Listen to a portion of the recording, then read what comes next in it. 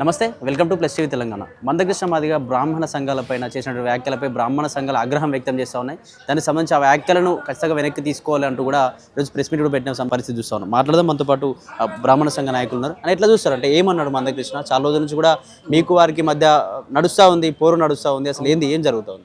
అవును, ఈ మధ్యకాలంలో కూడా దళిత సంఘాలలో ఒక ఇష్యూ జరిగింది.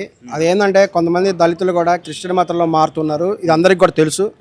కానీ వారు క్రిస్టియన్లుగా మారినప్పటికి కూడా వారికి రాజ్యాంగాన్ని గౌరవించట్లేదు. కారణం ఏంటంటే రాజ్యాంగం ప్రకారం క్రిస్టియన్లో మతంలో మారినటువంటి దళితులకి బీసీసీ అనేది వస్తుంది. కానీ వాళ్ళు ఎస్సీలుగానే చెప్పుకుంటూ దళిత హిందువులని చెప్పుకుంటూ హిందూ మతాన్ని మోసం చేస్తూ క్రిస్టియన్ మతంలో ఉండే సౌకర్యాలు అనుభవిస్తూ వారు తమ జీవితం గడుపుతున్నారు. ఈ విధంగా ఒక పాస్ట్ చేసినటువంటి కేసును బట్టి ఆయన ఎస్సీ అట్రాసిటీ కేసు కింద కేసు పెట్టాడు. కాబట్టి అది నడవదని చెప్పేసి సుప్రీంకోర్టు కొట్టివేయడం జరిగింది. ఎందుకంటే ఆయన క్రిస్టియన్ కాబట్టి. సో ఇప్పుడు ఏంటంటే దళితులు అనేటువంటి రెండు వర్గాలు చిలిపారు. ఒకటి హిందూ దళితులు, రెండు క్రిస్టియన్ దళితులు. సో వీళ్ళిద్దరి మధ్య కూడా పోరాటం జరుగుతుంది. ఇప్పుడు హిందూ దళితులు న్యాయం కోరుతున్నారు. ఈ రోజున హిందూ దళితులు ఏమంటున్నారంటే మేము హిందువులము కాబట్టి వారు హిందువులుగా ఉన్నప్పుడు వాస్తవానికి ఎస్సీ రిజర్వేషన్ వాళ్ళకే రావాలి, క్రిస్టియన్లుగా మారిన వాళ్ళకి రావాల్సిన అవసరం లేదని హిందూ దళితులు కోరుతున్నారు. సో కృష్ణమాది గారు ఇప్పుడు తను రంగంలోకి వచ్చేసి అలా కాదు, క్రిస్టియన్గా మారిపోయిన దళితులకు కూడా ఎస్సీ రిజర్వేషన్ రావాలని ఆయన పోరాటం చేస్తున్నాడు. ఓకే, ఇది బాగానే ఉంది. ఇది కేవలం దళితుల మధ్య, దళితులలో హిందూ దళితులు క్రిస్టియన్ దళితుల మధ్య జరుగుతున్న గొడవ. కృష్ణమాది గారు కూడా పోరాటం చేస్తున్నారు. అది మరి గవర్నమెంట్కి ప్రతిపాదిస్తే వాళ్ళు నిర్ణయం తీసుకుంటారు ఎట్ ద ఎండ్. ఇక్కడ ఏంటంటే ఇప్పుడు చెప్పినటువంటి సంఘటన మొత్తం కూడా, ఈ సంఘటనలో ఎటువంటి సంబంధం లేని బ్రాహ్మణులని కృష్ణమాదిగ స్టేజ్ మీద తీసుకొచ్చాడు. ఇప్పుడు చెప్పినటువంటి సంఘటనలు బ్రాహ్మణుల పాత్ర ఏమైనా ఉందా? ఎటువంటిది కూడా లేదు.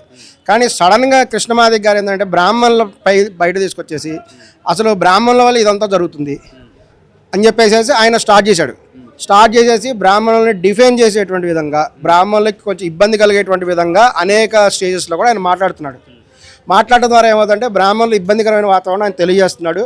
మన దేశంలో రాజ్యాంగ ప్రకారం ఏంటంటే అన్ని కులాలకి సమానమైన హక్కు ఉంది. ప్రతి మనిషికి సమానమైన హక్కులు ఉన్నాయి, బాధ్యతలు ఉన్నాయి.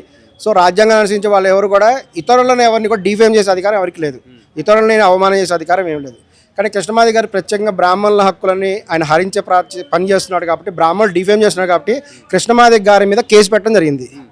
కృష్ణమాది గారి మీద తెలంగాణ స్టేట్ హ్యూమన్ రైట్స్ కమిషన్లో ఆయన మీద ఫైల్ అయింది. కృష్ణమాది గారు కూడా మేము అక్కడ ఒకటే అభ్యర్థిస్తున్నాం ఆయనకి, అయ్యా మీరు ఏ పోరాటమైనా చేసుకోండి. ఇదివరకు ఎస్సీ ఏబిసిడీల వర్గీకరణ చేశారు, చాలామంది సపోర్ట్ చేశారు, అనేక కులాలను సపోర్ట్ చేశారు. బ్రాహ్మణులు కూడా ఎస్సీ వర్గీకరణ సపోర్ట్ చేసినాం. కృష్ణమాది గారికి చాలామంది బ్రాహ్మణులు డొనేషన్ ఇచ్చిన వాళ్ళు కూడా ఉన్నారు. మరి ఇటువంటి సందర్భంలో అలాగే బ్రాహ్మణులు కూడా కృష్ణమాది గారు అనేక సందర్భాల్లో సహాయం చేశారు. ఇదంతా జరిగినటువంటి చరిత్ర. మరి అటువంటి సందర్భాల్లో మీరు ఏ పోరాటమైనా చేసుకోండి. ఎస్సీలు దళితులు ఉండాలా, హిందువులు దళితుల్లో క్రిస్టియన్స్ ఉన్నా, హిందువులు ఉన్నా, వాళ్ళు ఏం చేయాలి అనేటువంటిది మీరు రాజ్యాంగ ప్రకారము మీకు ఇచ్చిన హక్కుల ప్రకారం చేసుకోండి, పోరాటం చేయండి. కానీ బ్రాహ్మణుల మధ్యలో తీసుకురావద్దు, బ్రాహ్మణులు ఎటువంటి డిఫేమ్ చేయొద్దు, ఈ హక్కు మీకు లేదు. సో మీరు చేసుకునే పోరాటం మీరు చేయండి, బ్రాహ్మణులు ఎవరిని డిఫేమ్ చేయొద్దని కూడా మేము అభ్యర్థించడం జరిగింది. ఇక్కడ మందకృష్ణ ఏం చెప్తారంటే హిందూ ధర్మంలో దళితులను అంటరాని వాళ్ళగా చూసేది బ్రాహ్మణులే, అందుకే వాళ్ళు క్రైస్తవ మతంలోకి వచ్చారని చెప్పి ఆ టాపిక్ మాట్లాడారు. అందులో అది పూర్తి వాస్తవం కాదు. ఎందుకంటే దేవాలయాల్లో రానివ్వలేదు బ్రాహ్మణులు అని చెప్పారు. ఇది చాలా పొరపాటు. ఎందుకంటే మీకు చరిత్ర తెలిసిన అందరికీ తెలిసే ఉంటుంది. దేవాలయాలు అనేటువంటిది కట్టింది ఎవరు? ఆ రోజుల్లో రాజులు కట్టేవాళ్ళు. రాజులని క్షత్రియులు పరిపాలించేవాళ్ళు. ఎవరైతే పరిపాలన చేశారో వాళ్ళు గుడులు కట్టారు. గుడులు, దేవాలయాలు అవన్నీ కూడా కృష్ణదేవరాయలు ఇంకా అనేక మంది రాజులు గుడి కట్టారు. తర్వాత కాలంలో రాజరికాలు పోయిన తర్వాత ఇక పెద్ద మనుషులు ఎవరైతే ఉంటారో వాళ్ళు కొంతమంది డొనేషన్స్ కలెక్ట్ చేసి లేకపోతే వాళ్ళ డబ్బులు పెట్టి దేవాలయాలు నిర్మించారు. అందులో పూజారి స్థానం ఏంటి? ఆయన గుళ్ళో పూజారి మాత్రమే. ఒక అర్చకత్వం అంటే ఒక గుళ్ళో పూజారి ఏం చేస్తాడు? అతను ఒక ఉద్యోగి. పూజారికి కొంత శాలరీ వస్తుంది, ఏమైనా దక్షిణలు ఉంటే వస్తాయి, అది మాత్రం అతని డ్యూటీ. ఇంకా ఇతర స్టాఫ్ కూడా పనిచేస్తుంటారు గుళ్ళల్లో. అటువంటిప్పుడు దేవాలయాల్లోకి రానివ్వబడిన వాళ్ళు ఎవరిని అడగాలి? గుడి మేనేజ్మెంట్ వాళ్ళని అడగాలి.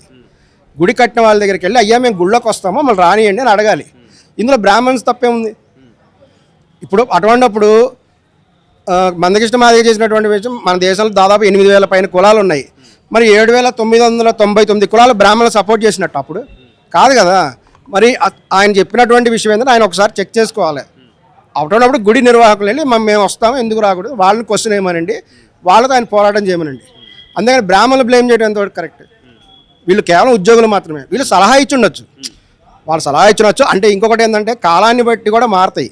ఆ రోజుల్లో అటువంటి వాతావరణం ఉంది, జరిగి ఉండొచ్చు. ఈ రోజుల్లో లేదు కదా. ఈ రోజుల్లో తిరుపతికి ఎవరైనా వెళ్ళొచ్చు, అనేక దేవాలయాలకు ఎవరైనా వెళ్ళొచ్చు. వివక్షత ప్రభుత్వ దేవాలయాలలో అందరి ప్రవేశం ఉంది. కేవలం మతం ఇతర మతస్థులు అయితే వాళ్ళు డిక్లరేషన్ ఇచ్చి ఇతర మతస్థులు కూడా వెళ్ళొచ్చు తిరుపతికి. అటువంటి పరిస్థితి ఇప్పుడు ఉన్నప్పుడు కేవలం ఒక పర్టికులర్ కులాన్ని కూడా డిఫరేమ్ చేయొద్దు అనేది మా రిక్వెస్ట్. అంటే ఈ ప్రెస్ మీట్ ద్వారా మందకృష్ణకి ఏం తెలియబోతున్నారు మీరు? మందకృష్ణ మాదిగ గారికి ఒకటే, మీరు బ్రాహ్మణుల గురించి కూడా దయచేసి కూడా ఇబ్బంది కలిగే విధంగా మాట్లాడొద్దు. దీనివల్ల ఏంటంటే బ్రాహ్మణ్స్ కొంతమంది ఇబ్బంది కలిగే అవకాశం ఉంది. ఆయన ఏం చెప్తున్నాడంటే శ్రీకృష్ణుడు వాళ్ళకి బావ అవుతాడు. సరే, అది యాదవ కులానికి సంబంధించిన విషయము. మహాభారతంలో భాగవతంలో ఉంది, ఇప్పటికీ కూడా ఉంది. ఈవెన్ టుడే కలియుగంలో 2026లో ఉంది, 2050లో కూడా ఉంటుంది. వేద బ్రాహ్మణులు వచ్చినప్పుడు వాళ్ళ కాళ్ళు కడిగేసి ఆ కడిగినటువంటి జలం మీద చల్లుకుంటారండి. అది ఒక సాంప్రదాయంలో అది ఒక భాగం. శ్రీకృష్ణుడు కూడా కుచేరుడు వచ్చినప్పుడు, కుచేరుడు కూడా వేద బ్రాహ్మణుడు, అతను వచ్చినప్పుడు కాళ్ళు కడిగి తల మీద నీళ్లు చల్లుకుంటారు. ఈవెన్ మీరు అయ్యప్ప స్వామి మాలేసుకున్న వాళ్ళు గమనించుంటారు. కొన్ని చోట్ల అయ్యప్ప మాల వేసుకున్నటువంటి వాళ్ళు వాళ్ళ కాళ్ళు కడిగి నీళ్లు చల్లుకుంటారు పైన. అది ఒక సాంప్రదాయం అది.